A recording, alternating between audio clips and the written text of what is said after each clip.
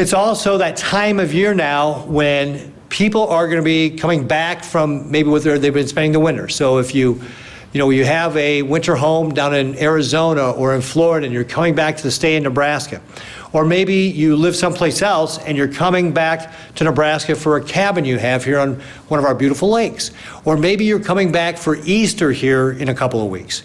I want to remind everybody, when you're coming back from those places around the country that have community spread, when you come back to Nebraska, you need to quarantine yourself for 14 days, okay? So if you are coming from out of state someplace and you've got community spread where you're coming from, those places like in Arizona and Florida, you got to quarantine yourself for 14 days. Now, this does not apply to transportation workers. If you're a truck driver, if you're in the railroad industry, if you're a contract worker who regularly travels for your job, that's not what I'm talking about. I'm talking about people who are, say, snowbirds that go away for the winter and are coming back.